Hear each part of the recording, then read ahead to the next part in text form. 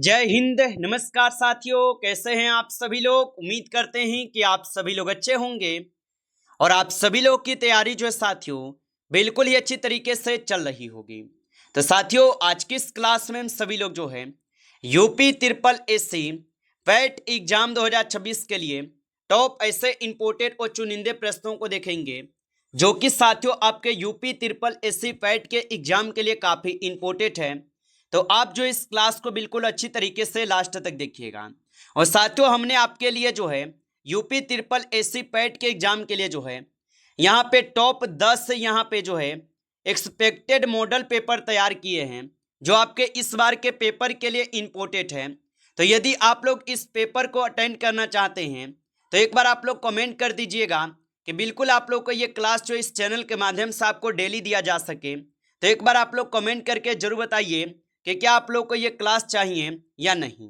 तो एक बार आप लोग कमेंट करेंगे और इस क्लास में भी हम बिल्कुल चुनिंदे क्वेश्चनों को ही देखेंगे जो कि आपके मॉडल पेपर और साथ ही साथ हम प्रीवियस ईयर क्वेश्चन को भी इसमें ऐड किए हैं। तो चलिए क्लास को हम स्टार्ट करते हैं और देखिएगा कि प्रश्न जो है क्या पूछे गए। यहाँ पे पहला नंबर प्रश्न है कि बौद्ध धर्म के त्रिरत्न में निम्न में से कौन जो है शामिल नहीं है। चलिए बताइए। ये सारे क्वेश्चन काफी इंपोर्टेंट और चुनिंदे क्वेश्चन हैं जो कि आपके एग्जाम में 100% आपको ये सारे क्वेश्चन पूछे जाएंगे। और बताइए कि बौद्ध धर्म के त्रिरत्न में निम्न में से कौन शामिल नहीं है। तो आप बताएंगे बुद्ध, धम्म और संघ ये तीनों थे, लेकिन निर्वाण जो है ये नहीं थे। तो ऑप्शन आपका जो है डी सही जवाब होगा, ये आप लोग का नहीं थे। चलिए अगला प्रश्न यहाँ पे देखेंगे कि अष्टाध्यायी के रचयिता जो है ना कौन थे। चलिए बताएंगे आप यहाँ पे। तो अष्टाध्यायी के रचयिता जो कि आपके पाणिनि थे, ऑप्शन यहाँ पे 20 सही जवाब है। चलिए अगला प्रश्न यहाँ पे है कि इब्न बतूता भारत किस सुल्तान के शासन काल में आया था। तो इब्न बतूता भारत किस सुल्तान के शासन काल में आए। तो ये आए हुए थे मेरे भाई किसके शासन काल में। तो मोहम्मद बिन तुगलक के शासन काल में आए थे, ऑप्शन आपका 20 सही जवाब है। चलिए अगला प्रश्न यहाँ पे है कि अकबर के शासन काल में भूमि राजस्व व्यवस्था को व्यवस्थित करने में किसका जो है प्रमुख योगदान था। तो अकबर के शासनकाल में भूमि राजस्व व्यवस्था को व्यवस्थित करने में किसका प्रमुख योगदान था। तो इसमें आपके टोडरमल का प्रमुख योगदान था, ऑप्शन यहाँ पे 20 सही जवाब है। चलिए अगला प्रश्न है कि भारतीय राष्ट्रीय आंदोलन में गद्दर पार्टी की स्थापना जो है मुख्यतः कहाँ हुई थी। तो भारतीय राष्ट्रीय आंदोलन में गद्दर पार्टी की स्थापना जो है मुख्यतः कहाँ हुई थी। तो इसकी स्थापना सैन फ्रांसिस्को में होती है, ऑप्शन यहाँ पे 20 सही जवाब है। चलिए अगला प्रश्न यहाँ पे है कि अलीपुर बम कांड किससे जो है संबंधित था। तो अलीपुर बम कांड किससे संबंधित था। तो ये आप सभी लोग के संबंधित हो जाएंगे क्रांतिकारी आंदोलन से, ऑप्शन यहाँ पे 20 सही जवाब होगा। चलिए अगला प्रश्न यहाँ पे देखेंगे 7th क्वेश्चन की पूना पैक्ट 1932 मुख्यतः किनके बीच समझौते से संबंधित था। तो पूना पैक्ट 1932 मुख्यतः किनके बीच समझौते से संबंधित था। तो ये आप सभी लोग के हो जाएंगे गांधी जी और डॉक्टर भीमराव अंबेडकर जी, ऑप्शन यहाँ पे 20 सही जवाब है।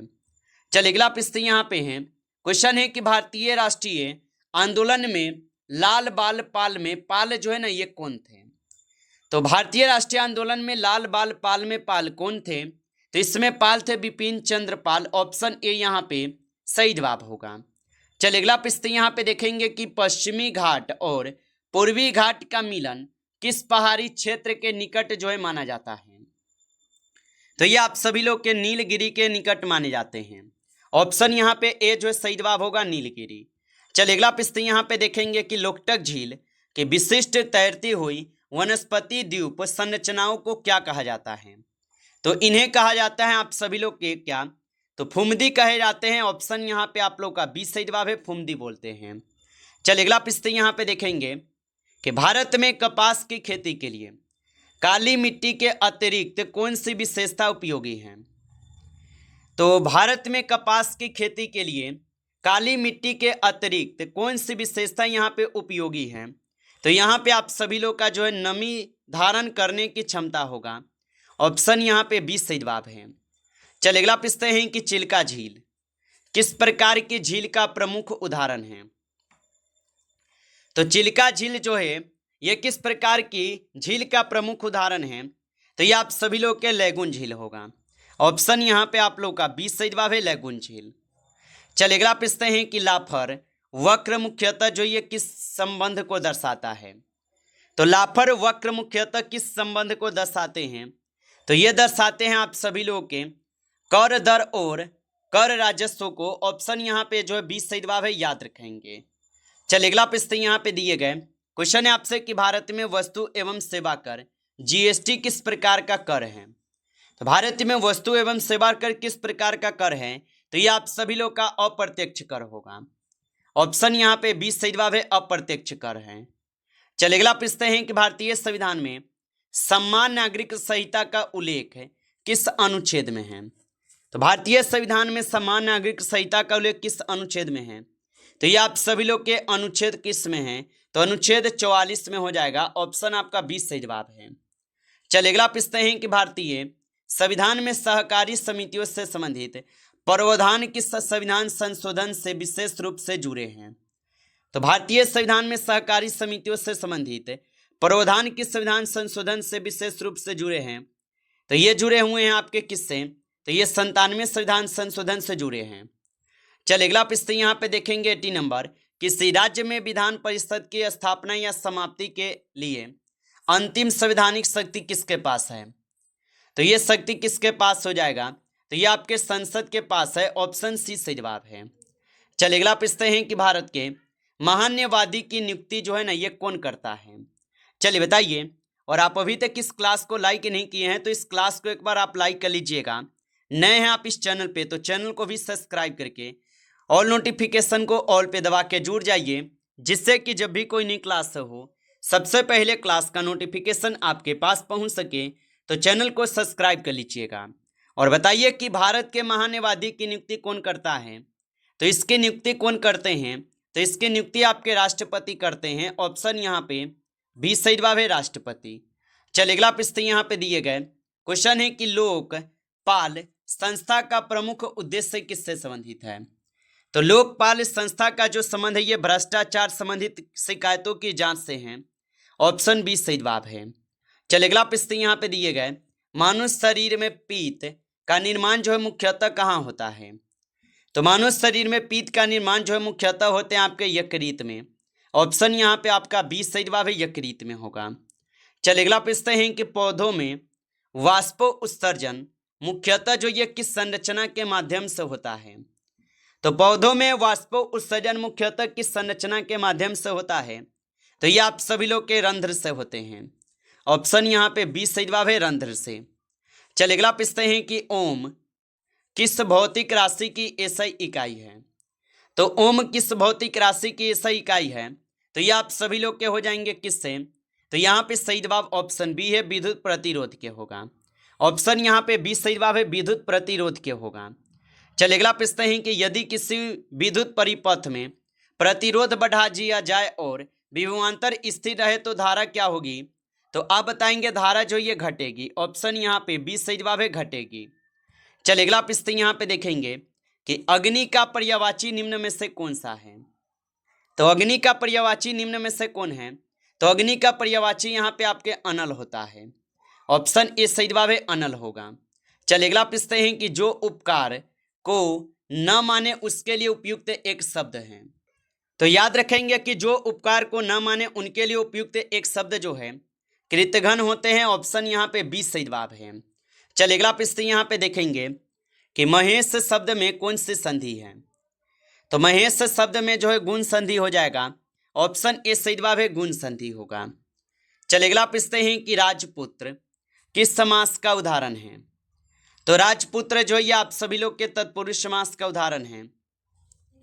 अगला प्रश्न यहाँ पे दिए गए आपसे कि नयन शब्द का तत्सम रूप क्या है।